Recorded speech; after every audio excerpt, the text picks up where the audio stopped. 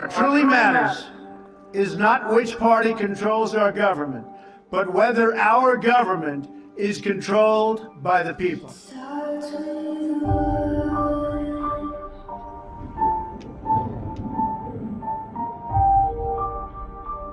Our government is controlled. For too long, a small group in our nation's capital has reaped the rewards of government, while the people have borne the cost. The establishment protected itself, but not the citizens of our country. That all changes, starting right here and right now.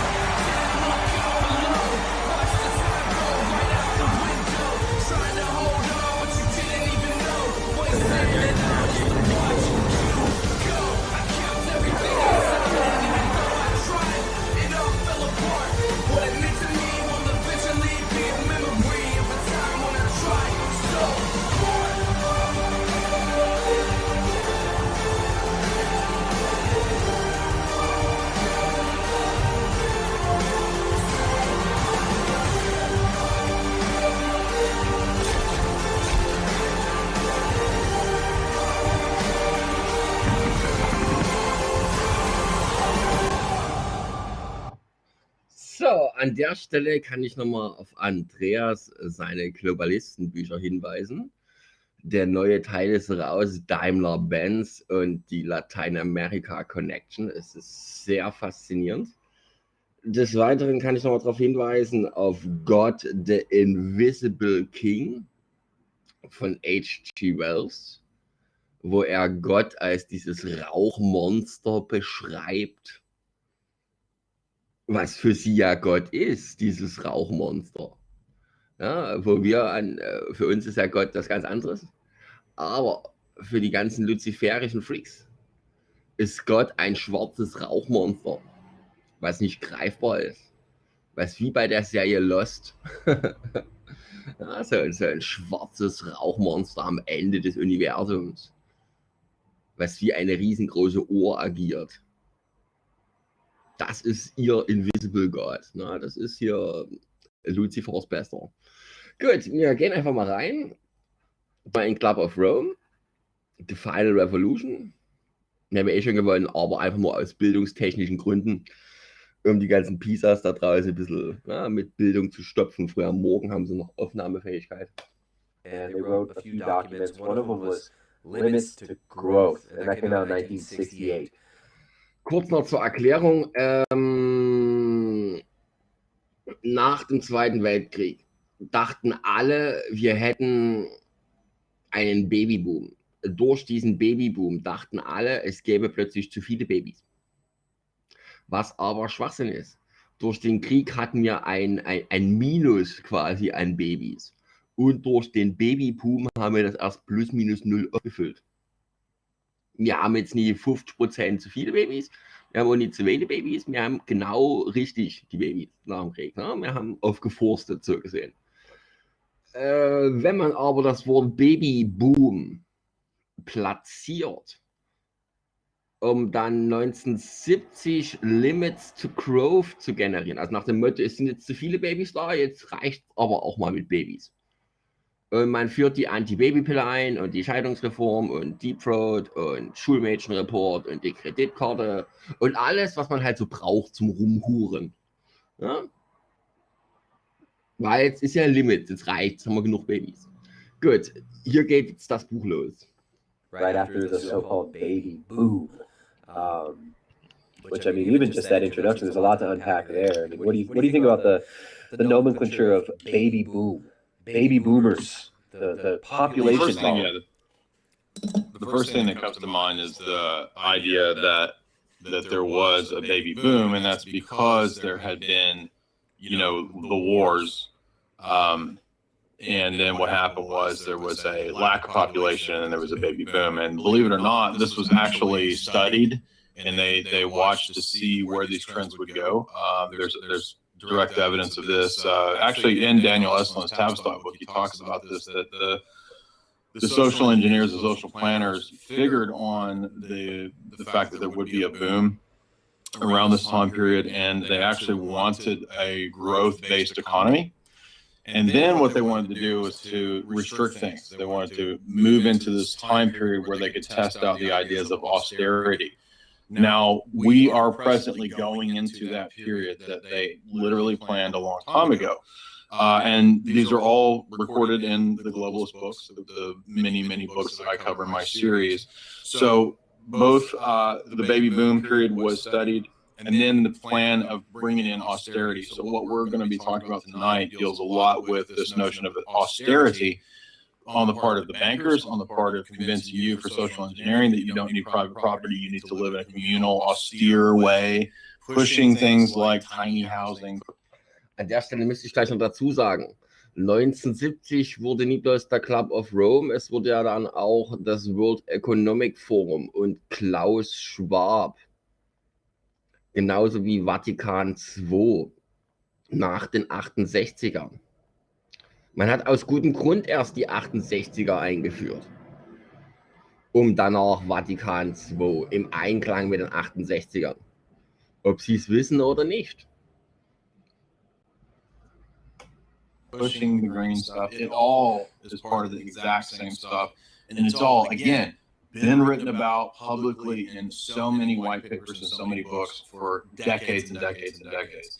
And Club of Rome just happens to be one of the more easily verifiable examples of a think tank, a planning group, an NGO that started meeting around this time and put out this idea, all right, it's time now to restrict things. We cannot just have exponential growth, and the best way to do that is to start convincing people of the problem of humanity. The humanity itself is the problem. Yeah, and those exact. Und genau das ist nämlich der Punkt. Ja? The World Problematik. Das Problem auf diesem Planeten ist, wir haben nicht genügend Krisen. Hätten wir genügend Krisen, wäre es alles wesentlich einfacher, die ganze Agenda umzusetzen. Aber da wir nicht genügend Krisen haben, mussten Krisen erschaffen werden, um dann der Welt das Problem namens Menschheit zu generieren. Denn der Mensch ist doch das Problem. Ja, die fressen als guten Grund Babys. Die sind ja die Guten. Das Baby ist ja das Böse. Das Baby zerstört den Planeten. Nicht die Industrie, nee, es ist ja nie das Finanzsystem, es ist das Baby. Weil es geboren ist. Und jedes geborene Baby hat die Option, den Planeten zu verändern. Selbst wenn du dem Baby 20 Spritzen reinjagst nach der Geburt, selbst wenn die Mutter während der Geburt auf dem Telekom-Router hockt und schön ihren Uski dort bestrahlen lässt, das ist vollkommen egal. Das Baby ist trotzdem noch schlau genug. Deswegen muss verhindert werden, dass das Baby überhaupt entsteht. Das ist wie mit Gedanken. Wenn der Gedanke einmal in deinem Kopf ist, kannst du nur noch mit der Wortpolizei und mit Zensur agieren. Du musst verhindern, dass der Gedanke überhaupt erst entsteht. Denn wenn er einmal entstanden ist, musst du verhindern, dass der Gedanke zum nächsten rüberspringt. Mit Zensur und Wortpolizei und allem, was es da gibt. Aber wenn der Gedanke gar nicht erst entsteht, das ist die perfekte Zensur. Also willkommen in Westdeutschland. Ja, es ist immer vor unserem Tor, ihr müsst nur die Augen aufmachen. Aber wir gehen mal zurück zur finalen Revolution im Schnarchen. Words, I mean, we'll actually get to the quotes. Those exact words are actually used at one point. Now, I'm trying to pull up, let's see here, I've got, I will transition over here, swipe, magic of the movies. We've got Aurelio Peche. Excuse me, sir, I probably destroyed your name there, Aurelio Peche. So he was an Italian industrialist and philanthropist, best known as co-founder with Alexander King and first president of the Club of Rome. So this is a group that is founded by industrialists, founded by big money, And this is essentially a think tank of high-level industrialists and high-level economic planners who are looking at longer term than most of us look at, right? I mean, when we grow up, we're looking at we're looking at our 3-day plan, right? It's like we're looking at our 3-month plan or our 3-year plan. But we've got people here who are talking about planning ahead, 40, 50, 60, 100 years down the line. And Aurelio Pirelli, as well as Alexander King. Now, Alexander King, he was a British scientist and pioneer of the sustainable development movement, helped found the Club of Rome with this Italian industrialist. So we've got science meets industry right here. Now, science and industry obviously moving hand in hand. And as far as science being like this entity, this is something a lot of people perceive there being this entity out there called science that just rubber stamps on the truth whenever some question comes into play. That's not really how it works, guys. I mean, science is a process. It's a process of using certain tools and observation to make to create theoretical frameworks for how the world works. The scientific method itself is not an entity, but we are looking at certain aspects of the scientific community colluding with governments, with big think tanks and these NGOs to dictate policy before it's dictated, before it's actually doled out to the masses. These things are thought about, talked about, and written about in books like The First Global Revolution, which is this Club of Rome document that I've got kind of annotated and marked up here that we're going to talk about today. So anything else you want to add to that? I think it's so funny that this guy, Aurelio Peche, he basically was an engineer, helped to, he wasn't an engineer, but he was a massive business mover and shaker involved in Fiat, the company, and he was an Italian industrialist. And he's talking about stopping the growth of the population. It seems kind of counterproductive there, doesn't it? Counterintuitive almost. Yeah, there's a specific document I'm trying to find.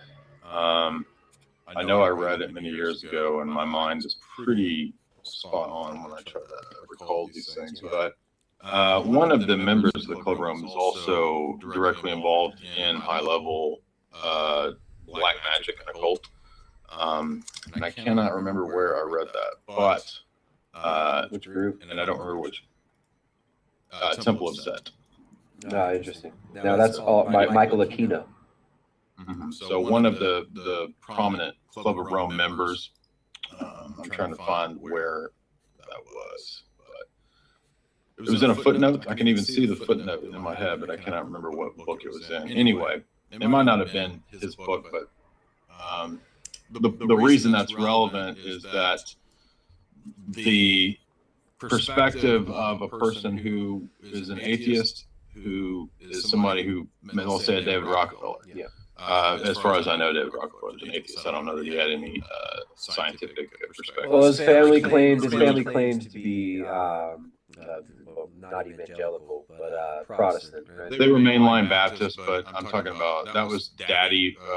That was the senior Rockefeller, but David Rockefeller Jr. I don't think there's no evidence that he really had any interest in religion. So I'm saying you could take an atheist and you could take somebody who's into Druidism, like that professor, Dr. Pianka, that Alex Jones used to always talk about. You could mention somebody like anybody from these New Age groups or anybody from a lot of these occult groups. They're usually united on this perspective that we have to control breeding and that only the fittest should survive. So you start to see already that this ties very well with Darwinism and all of the right-hand path, dark occult groups that have this perspective that we need, that the scientific elite, the priest class, can erect some kind of algorithm by which we can determine in like Gattaca style, if you've seen the movie Gattaca, who goes into the future and who doesn't. So what I'm saying is that this is not... Kurz erklärt, in dem Film Gattaca wird dir nach der Geburt Blut abgenommen und anhand deines Blutes wird entschieden, welchen Job du ein Leben lang machen wirst. Und du wirst nur diesen Job machen. zum Wohle des Kollektivs. Wenn innerhalb deiner DNA natürlich, wenn deine Vorfahren Pferdediebe waren, dann wirst du natürlich gleich umgebracht. Dann bist du ja schon vorbelastet. Dann steckt das böse Genchen in dir und dann musst du weg. Ja? Wolltet ihr nie wissen, warum die alle eure DNA haben wollen und von euch Blut haben wollen? Die entscheiden dann, who kommt in the future und wer nicht. Und wenn du dann Raucher bist, oh, das sieht schlecht aus. Und wenn du Sex machst, was ja zur Überbevölkerung führt, oh, das sieht auch schlecht aus. Nur die perfekten Bückstückskis, die sich am besten bücken können. Ja, die bravsten der Braven. Also wenn du eine Hundezucht machst und du hast ab und zu Hunde dabei, die Spuren nie, die lässt du dann einfach sich nie fortpflanzen. Und wie ist es denn in der Menschenwelt? Alle, die nicht spuren, also wird alles dafür getan, dass sie sich nicht optimal fortpflanzen können, sodass sich nur über 5, 6 Generationen die fortpflanzen können, die sich am besten bücken. Und dann kriegst du halt so eine Zucht raus. Darf man Westdeutschland eine Zucht nennen? Ich weiß es nicht. Wir hören mal weiter zu. An arena where we're just talking about public policy or trying to get people to recycle and throw away their trash. Yeah.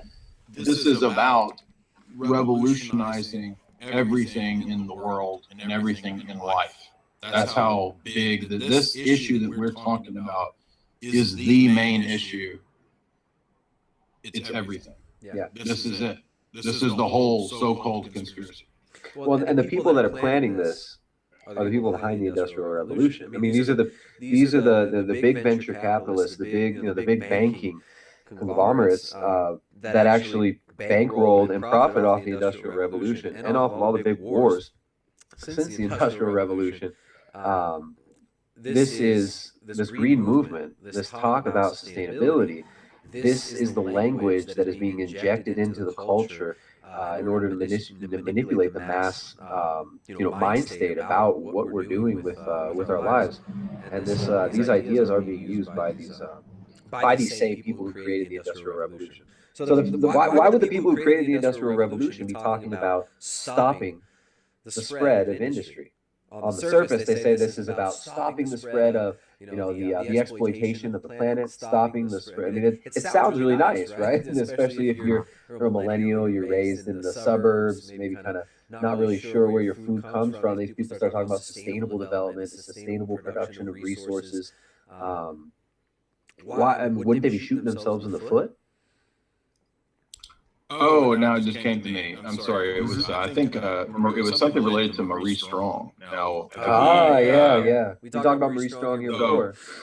Yeah, Marie Strong has a close bud who was an occultist who was in the Club of Rome. That's what it was. Now, I'm not saying Marie Strong himself was, but he was. Well, Marie Strong is behind the whole Maitreya thing. He was really into the certain aspects of the New Age kind of theosophy movement. Yes, he was a point man between Rockefeller. He was appointed by Rockefellers between them and the Green Movement and the New Age movement. That was kind of his whole functionality was to do that. But man muss sich wirklich an der Stelle fragen, warum macht Rockefeller das Green Movement und das New Age Movement? Welchen Vorteil könnte Rockefeller daran haben, wenn ihr alle an Dinge glaubt, die ihr nicht anfassen könnt, aber wo ihr glaubt, dass die real sind und gleichzeitig das Lauch, was ihr anfassen könnt, nur Lauch ist aus dem Plastikdrucker? Also, welchen Vorteil hat die Familie Rockefeller freitags auf der Straße, aber auch innerhalb der New Age? Warum wollen sie das New Age jetzt einführen? Yoga, das ganze Zeug. Das gehört alles mit dazu. Da steckt überall der Rockefeller dahinter. Das ist für viele schwer vorstellbar, dass alle Globalisten das fördern, dass alle Bösen wollen, dass ihr jetzt Yoga macht und Lauch esst, weil ihr euch dann nicht mehr wehrt. Es ist wesentlich besser, Menschen auszurotten, wenn sie sich nicht wehren. Ist nun mal so. Hören wir mal weiter zu. Maurice Strong, he's an industrialist too. He's basically the Rockefeller of Canada. If you don't know who Maurice Strong is. What was your question again? To ask? Well, all right, so I mean, it's basically I'm playing devil's advocate here because when you first start looking into this stuff, of course we don't want to pollute. Why would you? We don't want to destroy the planet. Obviously, there are issues with pollution, with industrialization, and so why is this a bad thing? I mean, this must be a good thing. These people want to save the world. And why would these industrialists want to stop the spread of industry suddenly? Because the world doesn't actually work in that way. It doesn't work in the way of open competition, leading to innovation, leading to a better world, and leading to free markets and liberty. That's not really how the world works. There's a layer of society where perhaps that goes on, or there's periods in time in history, as maybe in American history, where that kind of stuff happens to a degree. But typically speaking, as the Rockefeller family themselves famously said, competition is a sin. They don't want competition. They don't want open markets and freedom unless it's useful in some specific geopolitical arena. Like they might want to open up some countries' economy to free markets to industrialize them in order to make them decadent and to depopulate them. Actually, Miles Copeland wrote a whole book on that. It's one of the books I dealt with called A Game of Nations, who was a CIA operative.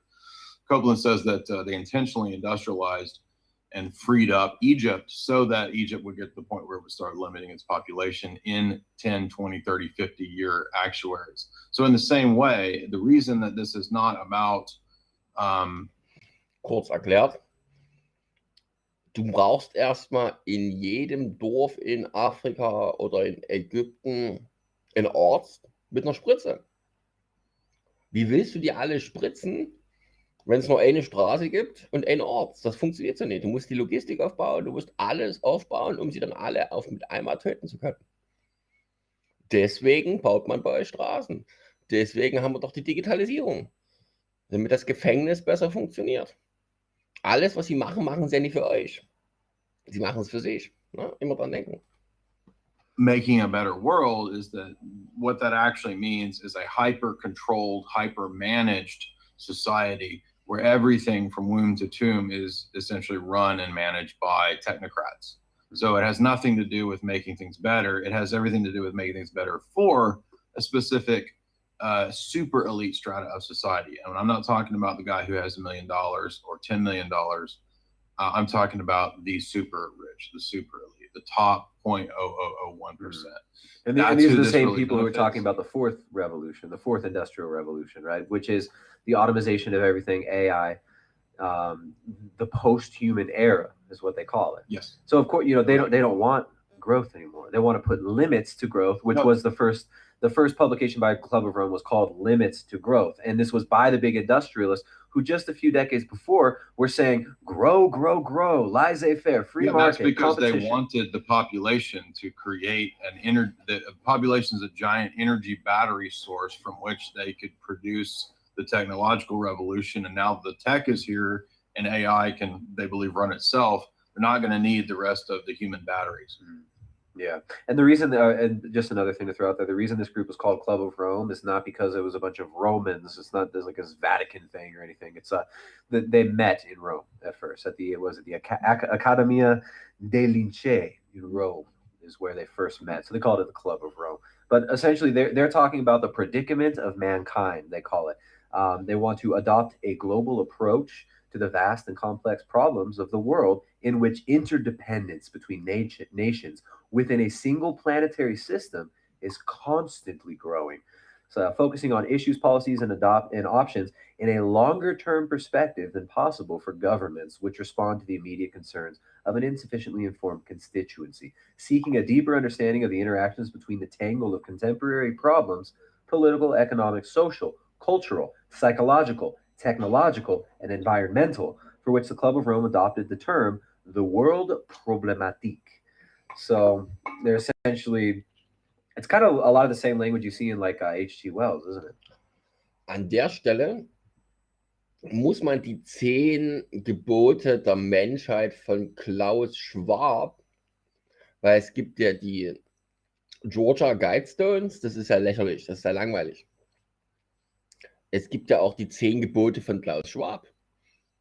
Die Earth Charter, ne? Die ist noch wesentlich schlimmer als die Georgia Guidestones. Yeah, I mean, it goes back that far. That he's obviously one of the key characters. This is very similar to like the Earth Charter, which is one of the brainchilds of Murray Strong. That was kind of his baby. Yeah.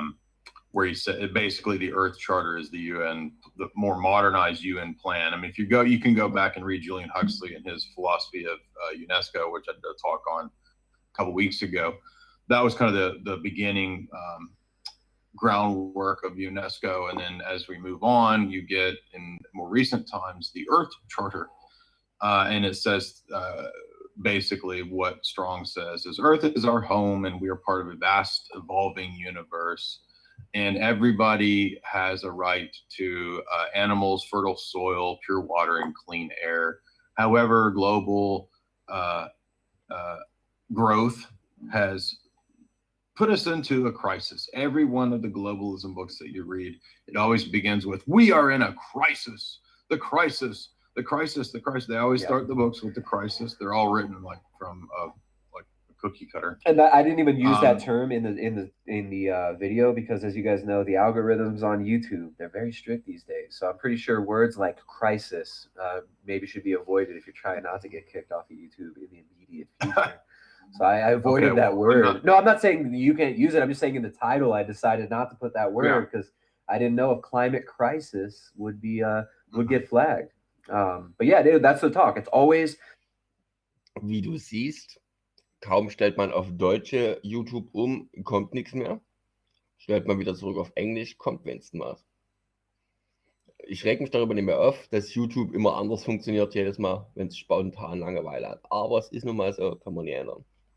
The grand crisis, there's this huge problem, this huge predicament. Oh my goodness, what are we going to do about it? It's all encompassing. It's everywhere. It permeates the very fabric of your being right now. And you can't do anything alone. We have to all come together, and we have to do this together.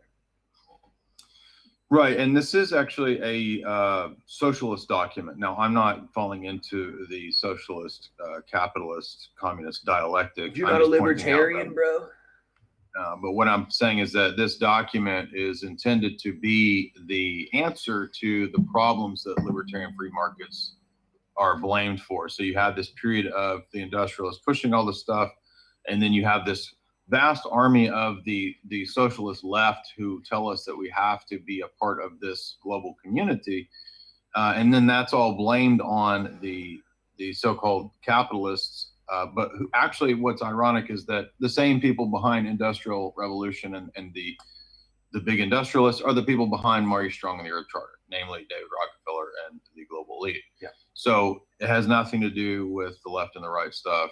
It's very easy to learn and to figure out that all this UN stuff is promoted by the same people who are blaming industrialization, capitalism. It's the big capitalists that run these socialist movements, is what I'm trying to say. Yeah. So when you read these documents, of course they say a lot of things that sound good. It wouldn't dupe so many people if it didn't have a gray propaganda aspect to it, to where a lot of it sounds good. Yeah, absolutely. So yeah, I was just looking at the introduction there, which is pretty interesting. They talk about some of the problems. They say that the Gulf War was a warning signal. It should lead to a new vision of international relations. So they list off all of these. So they'll point out real problems. They'll say, hey, look, the war in Iraq was a scam. Therefore, the only way out of this scam is to have one giant socialist international government that, for example, if you go down to 15, which relates directly to you, the Earth Charter involves preventing cruelty to animals. Mm-hmm. Now, what does that mean? Well, it doesn't say exactly. No definition. And it goes on to say, international bodies, is what it's saying, will regulate hunting, fishing, and extreme treatment of animals. Now, that sounds like, oh, well, they want to prevent Bambi from being tortured by, I don't know who's torturing Bambi, but, they're going to save Cecil and Harambe. No. This is about ultimately telling you that you can't hunt on your own property because you don't have property.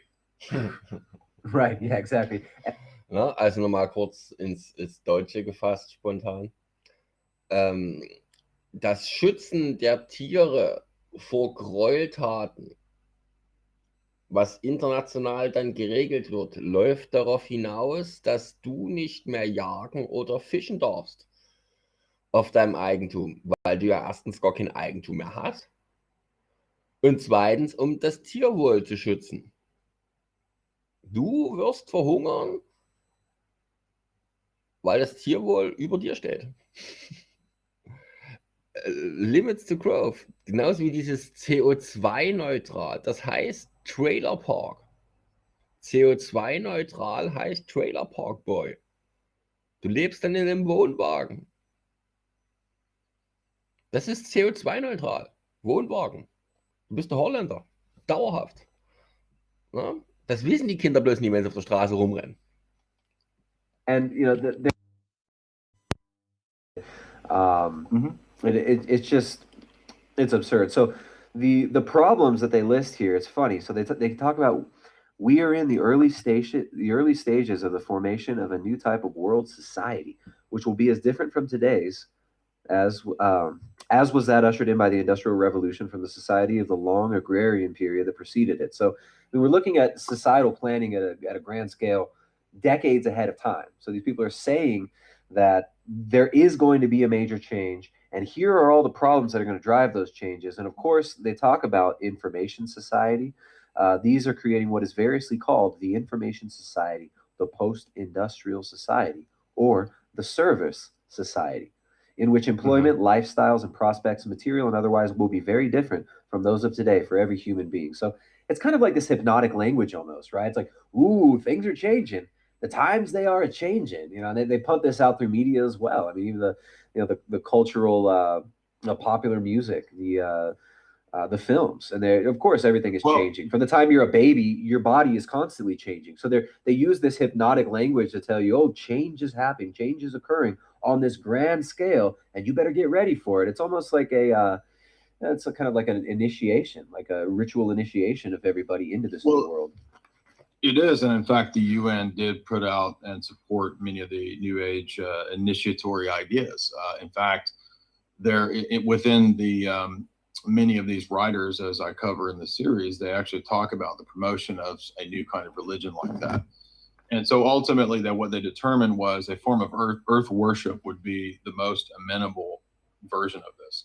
It would be because that would tie in both Darwinism and the environmental stuff.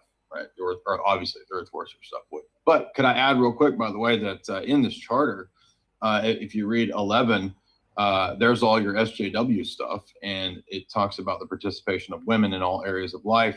Why do you think they really care about women participating? They want to free them from the bonds of slavery. Voice. They're like, they want to free them from being mommies. That's what that's about. So, yeah. Also fassen wir nochmal zusammen. Frauenrechte sind dafür da, um die Frau von dem nervigen Kind. Die Frau hat jetzt das Recht, 5 Jobs zu haben. Was will sie mit dem Kind? Sie kann eine Karriere machen. Die Befreiung der Frau aus der Sklaverei des Mutti-Seins steht ganz oben auf der Agenda. Ne? Genauso wie der Kerl rumhuren kann und niemals rastet und ein Haus baut oder Kind. So ist es ja auch bei der Frau. Und wenn du den Feminismus noch mit einrechnest, dann wird es sehr lustig. Wer macht die Tür auf? Macht die Feministin sich selbst die Tür auf? Oder darf der Kerl der Feministin noch die Tür vorher aufmachen? Ist es nicht feministisch, die Frau nicht den Kasten Bier schleppen zu lassen? Es sind sehr lustige Experimente im Westen abgelaufen. Man kann es nur noch als Experimente bezeichnen, weil es haben ja auch noch alle mitgespielt. Und wundern sich jetzt, dass sie alle falsch abgebogen sind. Frauenrechte führten dazu, dass die Frau kein Recht mehr hat. Kinderrechte führten dazu, dass sie das Recht bekamen, die Kinder zu impfen. Und Arbeiterrechte? Hat er Arbeiterrechte? Naja, das klingt bloß immer gut. Wurde alles von denselben erfunden, aber wohin hat es euch gebracht? Nirgendwo hin. Ne? Das ist immer das Faszinierende daran. Wer hat es verraten? Die Sozialdemokraten. Na, der Teufel lügt nun mal. Exactly. And then, by the way, it just hit me that once I read the statement on hunting and fishing and that being regulated, that you want to eat Cecil and Harambe, don't you? Mm-hmm. And Bambi and Simba. Because you're a psychopath. You want to eat Cecil and Harambe. And Bambi and Simba too. Yeah. And Wilbur the pig. Remember Wilbur? I don't really eat that much pig. You're gonna cry? Is that okay? That is rape. You can cry if you want to. We're open. Eating animals is rape. No, it's murder, Jay. Milk is rape. This is rape. Murder and rape. This is rape. It's rape when you take the milk. Yeah. Man, I had a friend of mine tell me this down at got a little steam sauna at this hosteria down the street, and I go to it in the afternoon, and this guy, he lost 100 pounds. He lost 100 pounds just drinking beer and eating bread. And so we're kind of just talking to well, what are you going to do when you get to the place where you have to eat real food and you got to maintain weight? And he's just I'm going to eat bread and drink beer. And it's funny, but then he starts telling me about how, milk is so bad. They separate the cows from the mothers, and the dairy industry is so terrible. It's dude, he's this old British guy, nice guy, but just, it's funny. So many people are completely disconnected. They really believe that, eating animals, that using animal husbandry, this is terrible. And he starts telling me about the vegan cheese. Oh, they have all kinds of good vegan cheese now. I'm going to go vegan.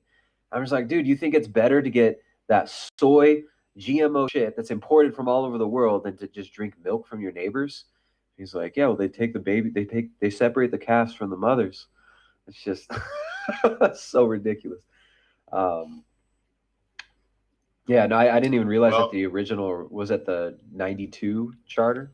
An der Stelle muss man dazu sagen, es gibt innerhalb der Massenproduktion eine Menge Scheiße. Das könnte alles ganz anders gemacht werden, wenn man das denn wollte. Da aber in einem kapitalistischen System, ja, da kommt exakt sowas raus. Während unter staatlicher Aufsicht, wie in China, kommt genau sowas raus. Ja, dafür gibt es aber sinnvolle Lösungen. Aber sie suchen auch hier Hauptsache irgendwas zu finden und dann machen sie alle gleich dicht. Wenn dort ein Huhn in der Kacke sitzt, müssen alle... Das ist auch wieder diese Frankfurt School Taktik. Man sucht ein Haar in der Suppe und dann beschwert man sich. Isst das Essen aber trotzdem auf und dann beschwert man sich und will nochmal neues Essen haben. Das ist leicht gestört. Na, das sieht man immer öfters. Man sucht wirklich nach einem Haar in der Suppe. Man wird nur eins finden, aber darauf reitet man dann rum. Bestes Beispiel, Ariel. Sie hat ihre Stimme an einen Mann gegeben. Für Feministen unvorstellbar. Deswegen muss der Film Ariel verboten werden.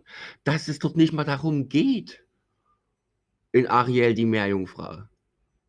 Dass der Film älter ist als der Feminismus selbst, das ist vollkommen egal. Sie gibt ihre Stimme für einen Mann hin, somit ist es ein antifeministischer Film und muss verboten werden. Versteht kein normal denkender Mensch, muss auch keiner verstehen. Aber so sind die drauf. Die suchen sich irgendwas und hacken darauf rum.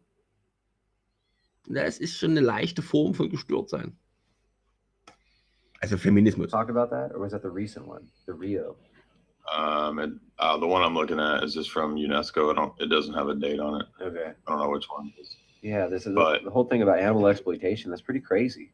I mean, they're really pushing that. That's actually about regulating all that stuff. That's about regulating what you do. Yeah. So you just have to translate it out of the globalese and into what it really means. So women being educated, that means not being moms and being in the workforce. Yeah. Right. Protecting children, that means trafficking, because actually the UN has been caught involved in trafficking many times. And reproductive health services, that means killing abortion, killing unborn babies. Abortion, as we should say on YouTube. Oh, it's true. Yeah. So once you kind of reinterpret these into what they really mean, we realize that, by the way, all the discrimination section, that's all the social justice censorship stuff.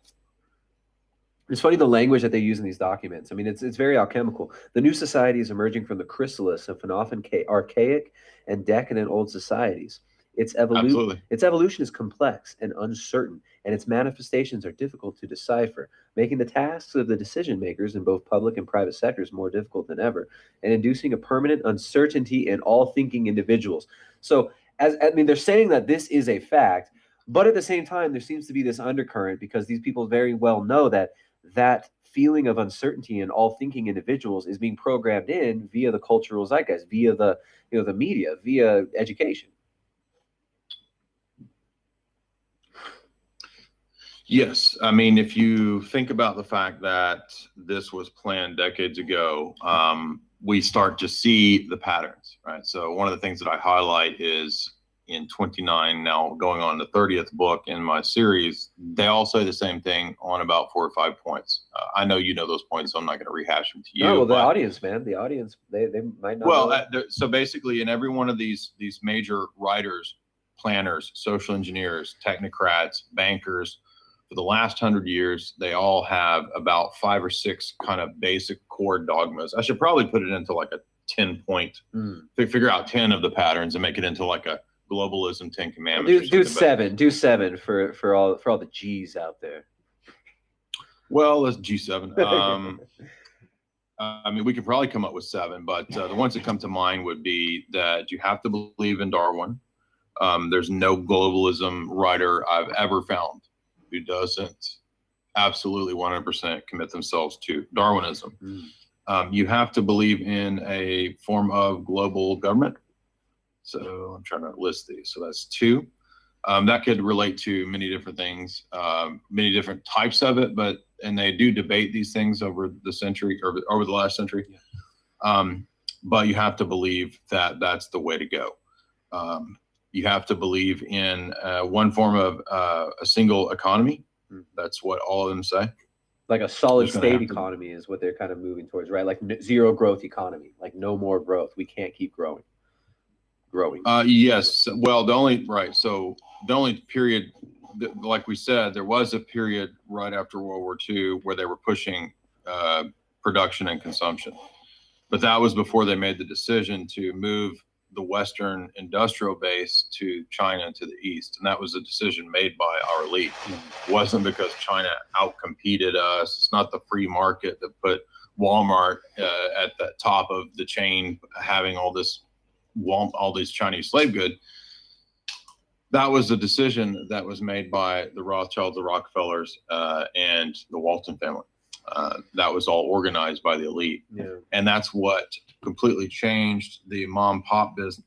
Und man muss dazu sagen, es war ja 1970 nicht bloß die Einführung der Antibabypille und der Hurerei. Es war ja auch die Ölkrise, Umstellung auf Petrodollar und die Reise der Familie Bush für die Bösen nach China, wo es dann die geilen Bilder gibt. Na, wo man dann ja auch Walmart mit China verbunden hat und langsam dafür gesorgt hat, dass die ganze amerikanische Wirtschaft nach China rübergeht. Das begann dort alles zur selben Zeit. Global. This situation in America, that was not done. That was done on purpose. It was done by the elite. They decided to do that, and that when you learn that actually shows that the system that we had then wasn't free market. That's nonsense. Those are decisions made by the most powerful people in the world, and they write books about those decisions. And this is one of these So- books. This is one of these books right here. I mean, this is, they say yesterday the nuclear problem was uppermost in people's mind. Again, a problem developed by the global elite as a tool for bringing in the utopian world state. I mean, from the very beginning, H.G. Wells wrote about the atom bomb before it was even a thing. Mhm. And so did Exactly. Lord Birkenhead wrote about the atom bomb. 1929 said, well, maybe scientists, if none of this works, if we don't get our utopia, perhaps scientists will just destroy all of existence in a giant atomic explosion. In that 1929, he was talking about this. So this is very interesting. So yesterday was the nuclear explosion, blah, blah, blah. Later, the population explosion reached the headlines. Today, the environment is a la mode. And concern with population has receded. The energy crisis was seldom mentioned publicly earlier, but the events in the Middle East have already made this a new preoccupation. So again, another one of these events, the Middle Eastern wars, the oil embargoes, all this buffoonery, tomfoolery going on with the price of oil in the 1970s, talking about that right there. Again, these same industrialists are behind that. And then it just says, I like this sentence. The need is to consider all these as essential angles of illumination in the kaleidoscope of planetary change. So again, the hypnotic induction, kaleidoscope imagery, and these are people. I mean, they're writing to each other. They aren't writing this for the dumbed down masses to read it. They're writing this as setting future policy with each other. But it's funny how they're using this hypnotic language as well, and they're kind of. And let me add that, are you looking at Ghost in the Machine? No, well, throw that one in there. Tell them about the Ghost in the Machine. I'm talking about the first global revolution right here. You're looking at the global revolution. Okay, yeah. Well, that ties in perfectly with what Kessler writes in Ghost in the Machine, because he says the same thing. And I was just going to point out that he was a famous Hungarian Marxist, and then he suddenly becomes an Order of the British Empire elite. Now, wait a minute. Why would Marxists be working as revolutionaries directly and so friendly with the Order of the British Empire elite? That doesn't make any sense. Oh, but wait, it makes perfect sense, because Kessler eventually figured out that, actually, what I believe as a revolutionary Marxist is exactly what the bankers believe. They actually funded my Marxism movement. So he was kind of elevated into these higher ranks. And he, if I recall, I think he and his wife, they were so committed to the death cult that they both committed suicide together. Isn't that sweet? Because they literally believed in the idea that man is a virus. And so they're a little more consistent than most of the global elite, because they actually followed through with the suicide pact, whereas most of the global elite just tell everybody else to die. Genau, das ist das Problem bei den Sozialisten. Am Ende wird alles blutig rot. Gut, das soll es erstmal jetzt gewesen sein an der Stelle.